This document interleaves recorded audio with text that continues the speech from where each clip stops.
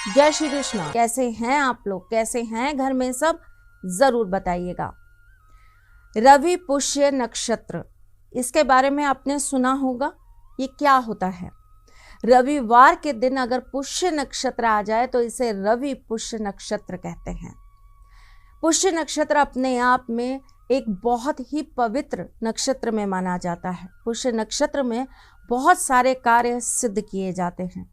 अगर मैं एक बहुत सरल भाषा में आपको समझाऊं तो यह एक ऐसा नक्षत्र है जिसमें करा हुआ हर कार्य सिद्ध हो जाता है। बहुत विशेष जड़ इस समय निकाल कर उसका पूजन किया जाता है। जैसे कि अगर आपने कभी सुना हो तो एक आँख का पौधा होता है। आँख का पौधा जो महादेव को चढ़ाते हैं हम, जिनके फूल जिसमें से दूध निकलता है, जिसे आपने बचपन में कभी सुना हो तो कहते थे कि आंखों में मत लगाइए वरना अंधे हो जाएंगे। उसमें एक सफ़ेद आंख का पौधा होता है और एक होता है बैंगनी आंख का पौधा।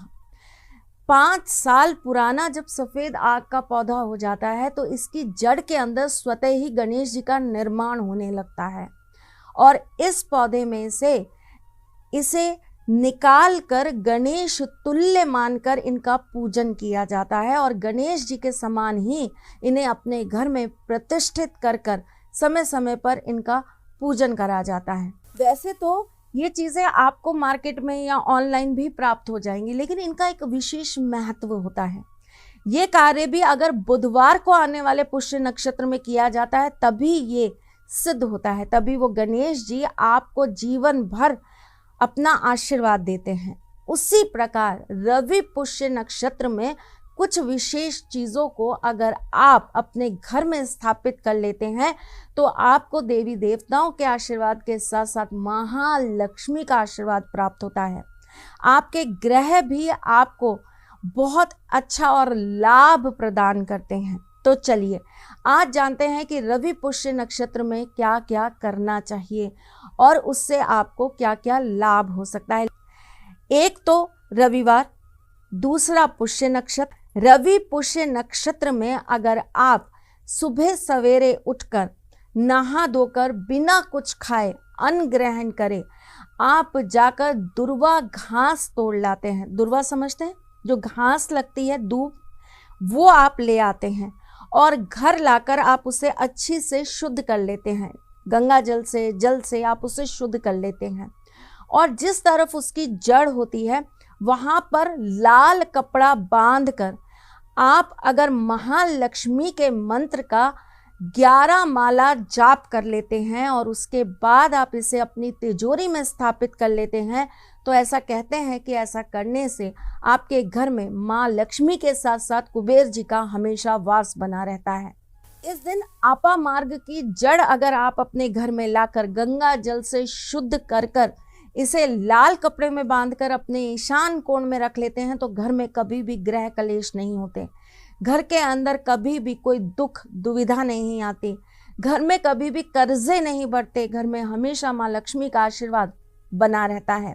अगर आपको आपा मार्ग समझना है तो इसे आंधी झाड़ा भी कहते हैं देसी भाषा में, तो आप किसी से भी पूछकर इसकी जड़ ला सकते हैं। अगर आप अपने घर में बैठकर माँ लक्ष्मी के मंत्रों का जाप करते हैं तो माँ लक्ष्मी सिद्ध हो जाती हैं। भोलेनाथ का स्मरण करते हैं और उनके मंत्रों का जाप करते हैं तो ऐसा करने से आपको बहुत ऊर्जा और ताकत प्रदान होती है। आपकी मेडिटेशन पार्ट बहुत ज़्यादा एक्टिव हो जाता है, आपके पूरे शरीर के अंदर सकारात्मक ऊर्जा का प्रवाह होने लगता है, आपके नकारात्मक विचार समाप्त होते हैं, आपके अंदर से डिप्रेशन जैसी बीमारियां निकलकर भाग जाती हैं, आपको कभी भी चिंता नहीं सताती। वैसे चिंता तो चिता समान होती है, इसे वैसे भी नहीं पालना चाहिए, अच्छी चीज़ नहीं है पालने के लिए। पालना है तो कुछ अच्छा पालिए जो आपको और आपके शरीर को सुख दे। रवि पुष्य नक्षत्र के अंदर अगर आप हत्ता जोड़ी सिद्ध करके अपनी तिजोरी में स्थापित कर लेते हैं तो ऐसा करने से आपके घर में हमेशा माँ लक्ष्मी का आशीर्वाद बना रहता है। दावे से कहती हूँ, अगर आपको ओरिजिनल हत्ता जोड़ी मिल जाती है और उसे आप स्थापित कर लेते हैं तो आपके घर में कभी भी कर्जे की दिक्कत नहीं आती। शंख पुष्पी अगर आप पीले कपड़े में बांधकर पीले पुष्प के साथ उस दिन अपनी तिजोरी में स्थापित कर लेते हैं तो आपके जीवन में नए नए अवसर आपको प्राप्त होते हैं। आपके बिजनेस के बढ़ने के योग चालू हो जाते हैं। आपको जगह जगह से लोग जानने लगते हैं, आपका नाम होने लगता है। जो ऑनलाइन ट्रेडिंग करते हैं, जो ऑनलाइन का काम करते हैं, ऐसे लोगों को तो ये कार्य ज़रूर करना चाहिए। शर्त यह है कि ये सारा कार्य रवि पुष्य नक्षत्र में होना चाहिए। इतनी सारी इन्फॉर्मेशन मैंने आपको दी, कैसी लगी ज़रूर बताइएगा। मैं फिर आऊँगी कुछ नया, कुछ अलग, कुछ अद्भुत लेकर।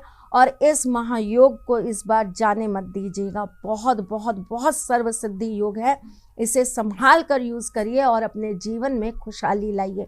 मैं फिर आती हूँ कुछ नया, कुछ अलग, कुछ अद्भुत लेकर। तब तक के लिए मुस्कुराते रहिएगा, रिश्तों में मजबूती बना के रखिएगा, अपने साथी के साथ यूँ जुड़े रहिएगा, प्यार देते रहिएगा, प्यार लेते रहिएगा। ख्याल रखिएगा अपना और उनका जिनसे आप प्यार करते हैं। मैं फिर आपसे मिलने आऊँगी, तब तक के लिए राधे कृष्ण।